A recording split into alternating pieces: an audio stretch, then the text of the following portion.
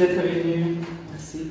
Ce petit village, Labastide-Esparbairenque, a toujours été très généreux avec moi. Et c'est pour ça qu'aujourd'hui, je voudrais partager avec vous ce petit moment littéraire.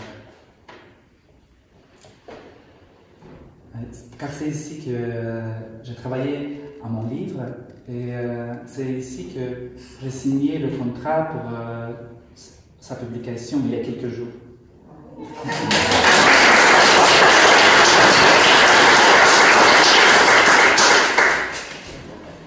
Mon roman, je l'écris en anglais. Je vais lire quelques pages et je vais essayer de traduire quelques morceaux pour vous. Le roman s'appelle Quand, en Siberie. Et il s'agit, je raconte l'histoire d'Artem Mozgovoy, un garçon né dans une simple famille soviétique. Et lui aussi, il est un garçon plutôt simple, mais peut-être un peu plus sensible que les autres. Souvent, il trouve la vie dans sa ville natale un peu trop dure. Et il cherche une manière de traverser, de survivre ces moments difficiles. Le roman commence un matin très tôt, très froid, très noir. Il est 5h30 et il se prépare pour aller à l'école. Seul, il traverse les champs de neige sans grande passion vers sa destination. Voilà, je vais lire quelques pages, après je vais continuer à traduire en français. Printemps en Siberie, Spring in Siberia.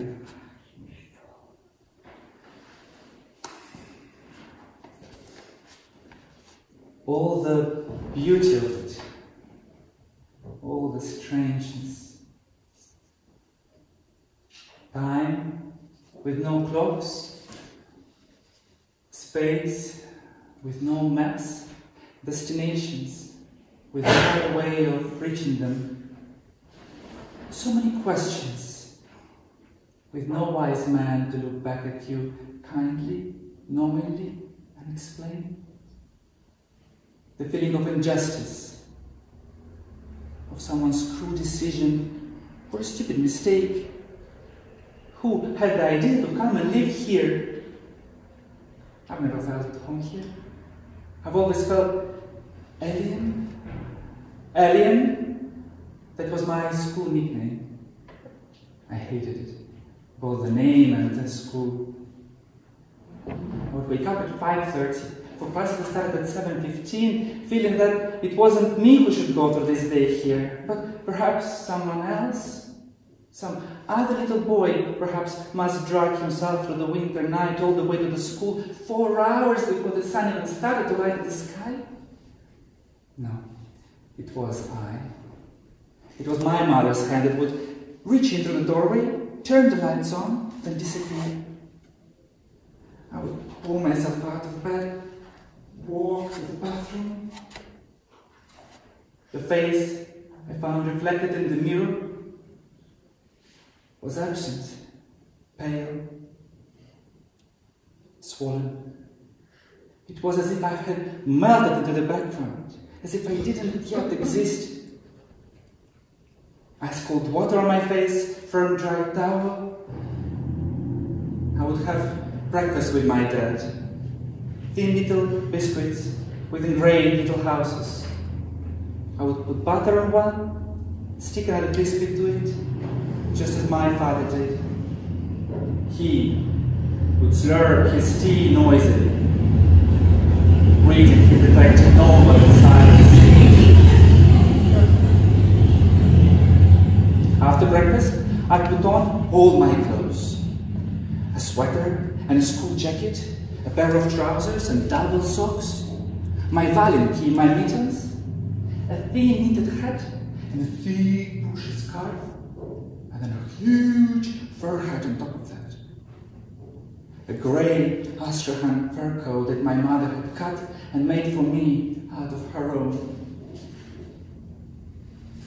A pair of drawers, and of course a white shirt under all of it. I would be sweating by the time I reached the front door. It was hard to bend down, hard to pick up my square backpack and a sack containing a pair of summer shoes. To change into at school so that the floors were kept clean. The floors that us, the pupils, had to wash ourselves after class. But the old man at the school entrance wouldn't let anyone in without making sure they changed their dirty winter shoes and clean summer ones. Front door opens. Bye! It shuts behind me. I stay immobile for a couple of minutes, giving my eyes a chance to get used to the jet blackness. But time passes, and nothing happens. The world is playing hide and seek with me, and I'm losing the game. Yet, I've got to move on.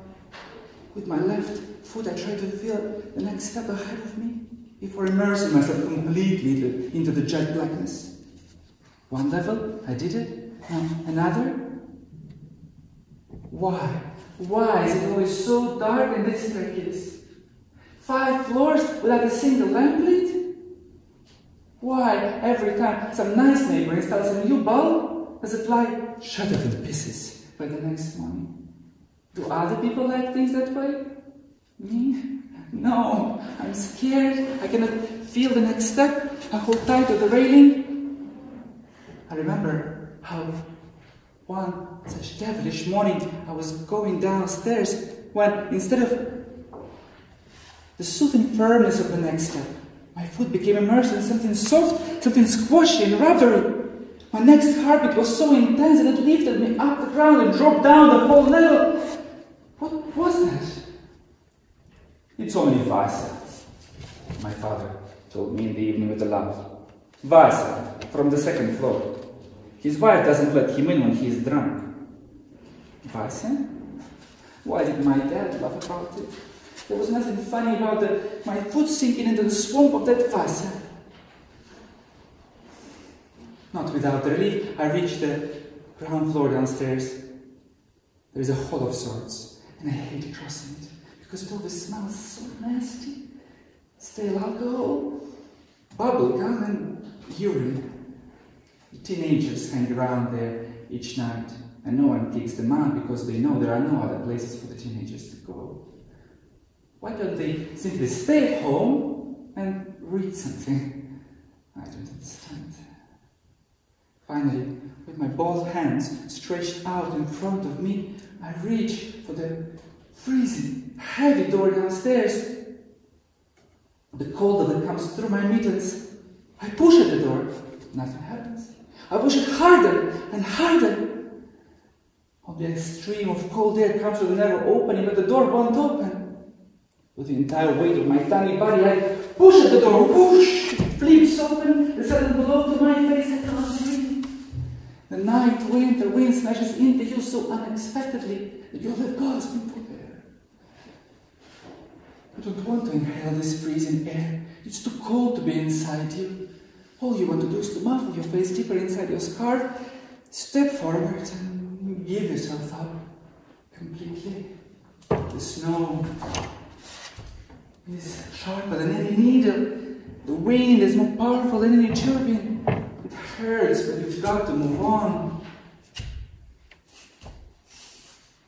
After a few minutes, pushing my heavy winter boots through the snow, I get used to it all. My multi-layered outfit indeed keeps me warm.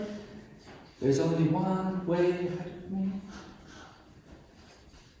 It takes about 40 minutes before the empty snowfields reach the ski field of the school, and soon after that I can make out the great keep of sand, the palace of knowledge, as they like to call it.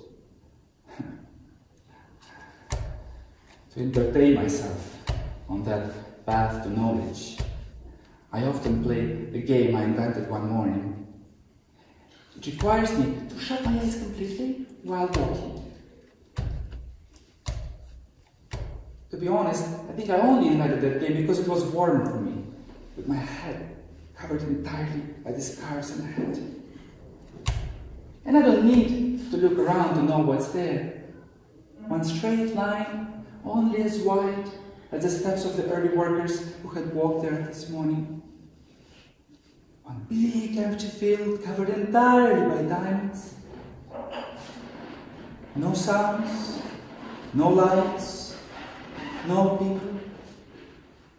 And yet, yes, lights! The snow shines brightly, reflecting the moonlight. Yes, people. Someone had walked here before me this morning. I can feel the fresh imprint in the snow. Yes, sounds. I can hear the wind. I can hear the snow scrunching comfortingly under my shoes. I cannot hear my heart, but I know it's there.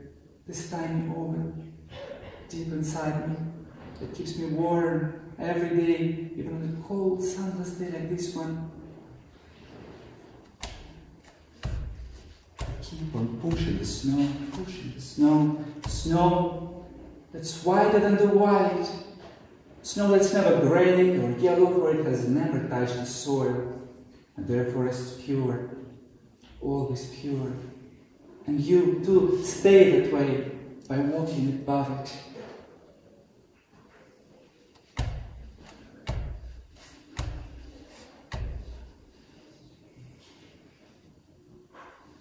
How far could I go with my eyes shut? Could I reach the road? The school? The iron rusty fence in the middle of my path? My eyes are still shut when I stop and open them right in front of it, right in front of the hole in the fence. Through a narrow hole, big enough for a man folded in two, or for a creature of my size, slightly bowed, I continue my way to the school. But who made this hole in the fence? And who made this fence on my way to the school? And who made this school anyway? It's special, they say. Although I don't see anything special about it, apart from the fact that it's the only one. It's special because it has a sports inclination. Inclination? Sports? Me. Ever since I can remember myself, I recite poems while wheels are turning. And I make dolls out of dandelions. I love watching women cook and murmur their sad songs while I draw quietly to them. I laugh when music is playing, and I make other people dance to it, or I cry if they don't. In the summer, I catch white butterflies, because my grandmother told me to do so. I asked her why, and she said, because the butterflies, they eat cabbage. That's why they call it that way, cabbage flies. But once, my enormous glass jar is full of white misery. I opened the lid and let the butterflies rise into the sky.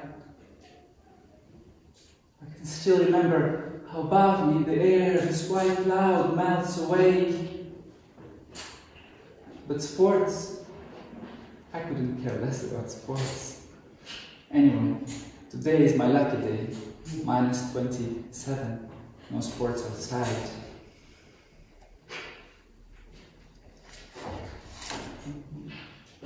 Quand Alexei a 11 ans,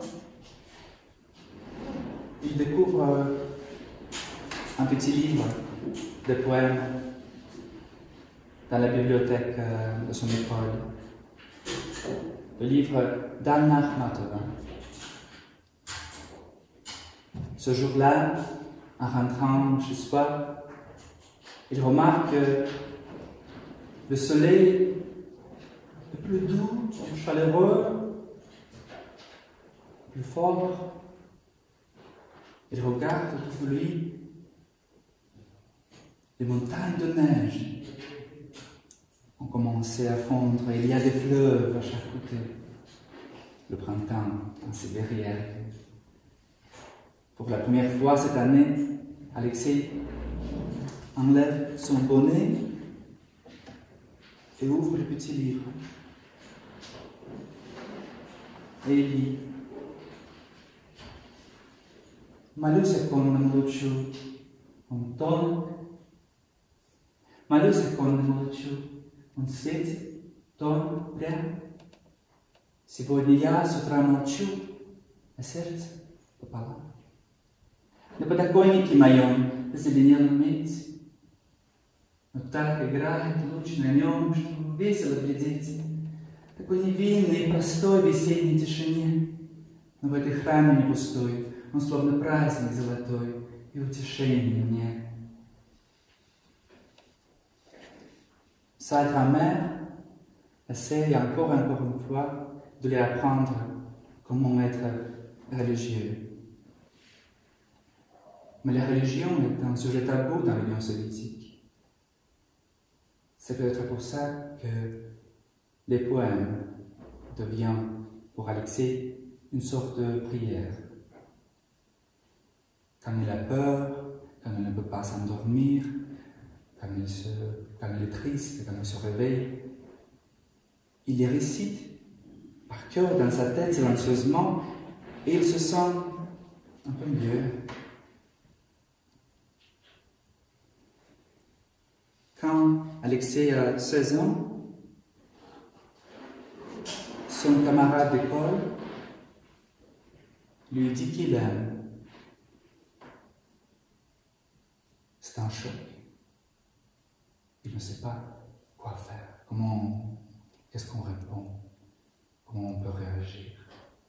Qu'est-ce qu'on dit quand votre ami ouvre son cœur comme ça?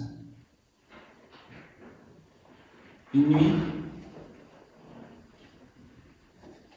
quand il ne peut pas dormir, il tombe par hasard sur un film de la télé.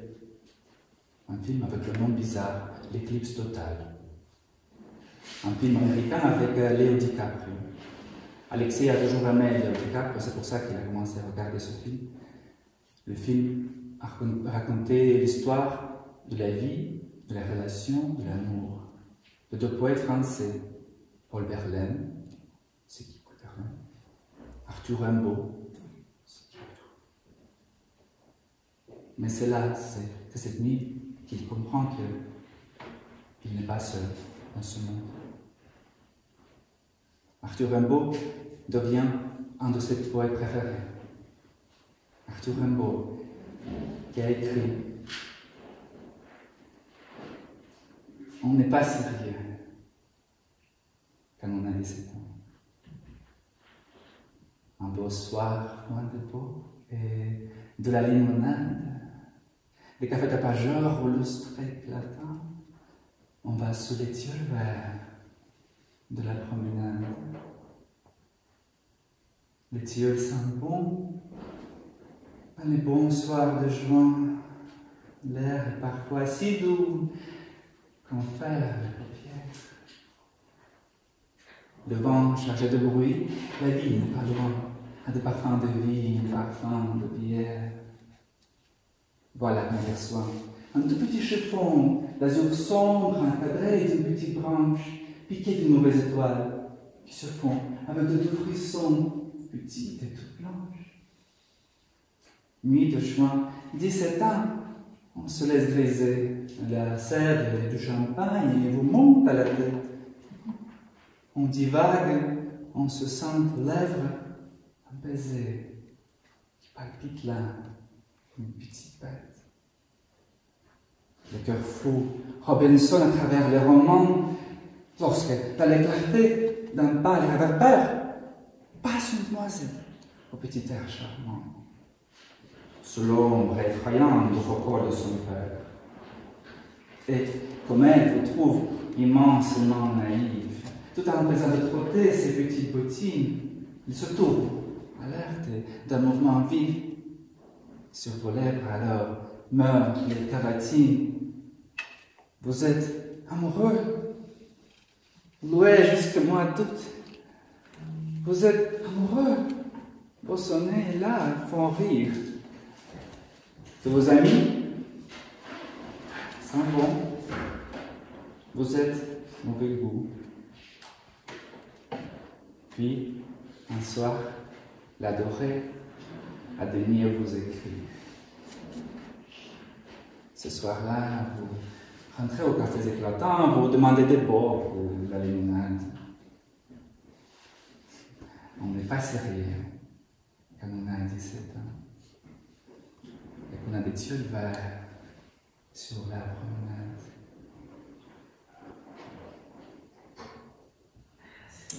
La poésie ne suffit pas. Bientôt, Alexis comprend que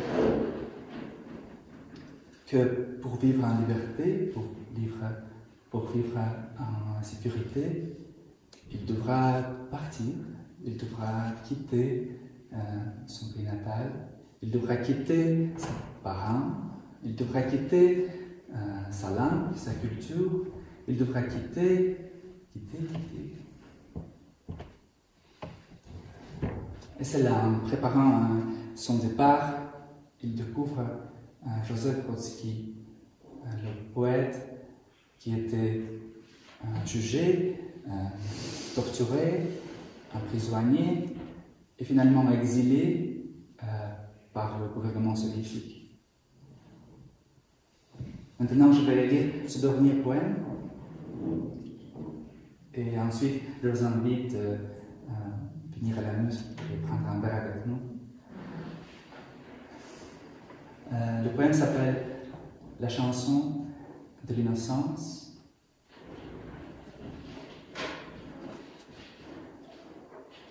I saw a child on a cloud, and he said to me,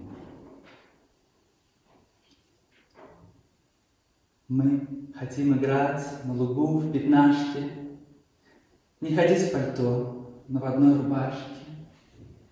Если на дворе будет дождь и слякоть, мы, готовя уроки, хотим не плакать. Мы учебник прочтем, вопреки заглавию, то, что нам приснится и станет явью. Мы полюбим всех, и под витаминус. Это самое лучшее, плюс на минус.